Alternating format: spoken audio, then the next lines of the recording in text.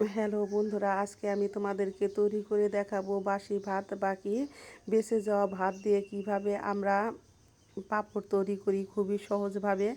আর এই ভাত তো আমাদের বেশি রান্না করতে গেলে বেশি হয়, কম বেশি আমরা হয় ফেলে দেই, না হয় ফ্রিজে রেখে দেই। তাই সেই জন্যে দেখো আমরা ফেলে না দিয়ে এইভাবে আমরা যদি শিলপাটায় বাকি মিক্সার ব্লেন্ডারে ব্লেন্ড করে এইভাবে আমরা যদি পাঁপড় তৈরি করে সারা বছর সংরক্ষণ করে রাখি, তাহলে আমরা এটা যখন মন চাবে তখন আমরা এটা খেতে পারবো ভেজে। আর আমাদের তো এই পাঁপড় খেতে ভীষণই ভালো লাগে, একদম মেলার পাঁপড়ের মতো তৈরি হয় খুবই সহজভাবে। আজকে আমি তোমাদেরকে পাঁপড় তৈরি করে দেখাবো।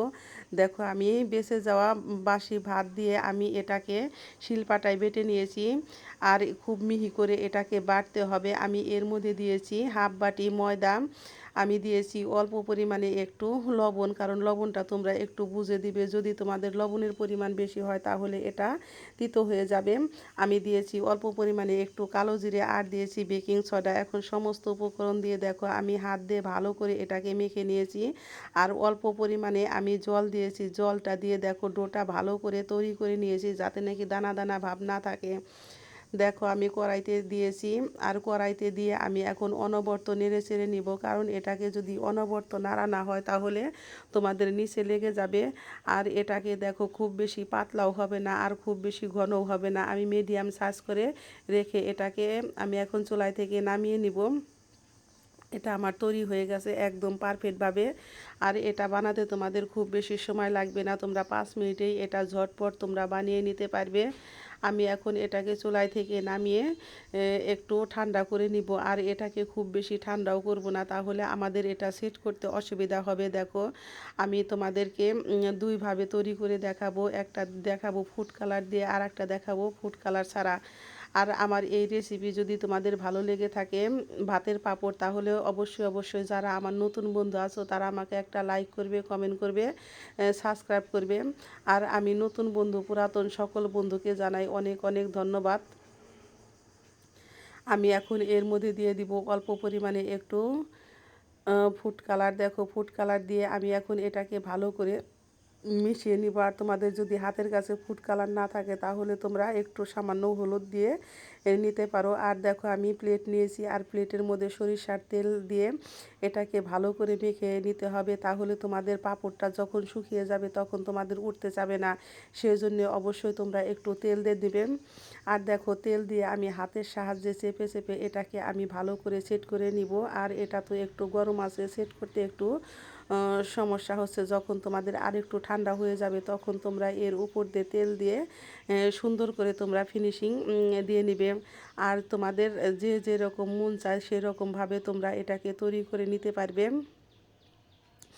দেখো আমি এটাকে রোদে শুকিয়ে নিয়েছি 2 দিন, আর 2 দিন শুকানোর পরে পাঁপড়গুলো আমার কত সুন্দর হয়েছে। যখন তোমাদের এটা এক পিঠ হয়ে যাবে তখন তোমরা এটাকে আবার তোমরা একটু যে উল্টে দিবে, তাই তোমাদের পাঁপড়টা দেখবে বলে তোমাদের কুঁচকে যাবে না। দেখো আমি কড়াইতে দিয়েছি সাদা তেল, আর সাদা তেলটাকে আমি খুব বেশি গরম করে নিয়েছি। আর গরম করে এখন আমি মিডিয়াম আঁচে এটাকে ভেজে নিব। আর পাঁপড় তেলটা গরম হলে পাঁপড়গুলো ভাজতে তোমার খুব বেশি সময় লাগে না, অল্প সময়ে পাঁপড়গুলো ভাজা হয়ে যায়। আর পাঁপড়গুলো ভাজতে যেন আমার কাছে এত ভাল লাগতেছে যেন বলে তোমাদেরকে বোঝাতে পারবো না, যেন এত সুন্দর ফুলে উঠেছে। দেখো আমি এটাকে এপিট ওপিট করে এখন ভালো করে ভেজে নিব। আর এটা খেতেও হয় দুর্দান্ত মজা। এটা আমরা যদি গরম ভাতের সাথে ডালের সাথে যদি আমরা এই পাঁপড় দিয়ে খাই তাহলে আমাদের ভীষণই ভালো লাগে। আমরা সন্ধ্যাবেলায় এটা চায়ের সাথেও খেতে পারি। এটা ভীষণই মজার। আর দেখো আমি আজকে তোমাদেরকে সম্পূর্ণ পাঁপড় তৈরি করে দেখাবো না, কারণ এত পাঁপড় ভাজলে তো আমাদের খাবার লোক নাই। সেই জন্য আমি আজকে তোমাদের অল্প কিছু পাঁপড় তৈরি করে দেখাচ্ছি। আর যদি তোমাদের ভালো লেগে থাকে অবশ্যই বন্ধুরা আমাকে কমেন্ট বক্সে জানাবে যে কার কেমন লেগেছে।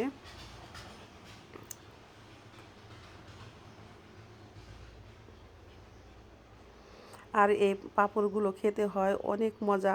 অবশ্যই তোমরা ভাতের দিয়ে এইভাবে পাঁপড় বানিয়ে খেয়ে দেখো যে কার কেমন লাগে।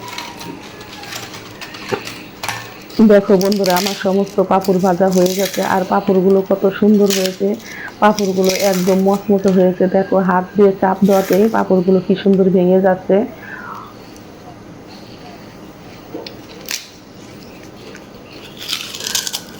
তোমরা সকলেই ভালো থেকো, সুস্থ থেকো।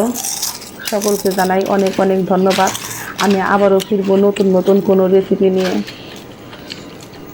আর এই পাঁপড়গুলো খেতে হয়েছে দারুণই মজা। আমি তোমাদের পাঁপড়গুলো একটু খেয়েও দেখাচ্ছি।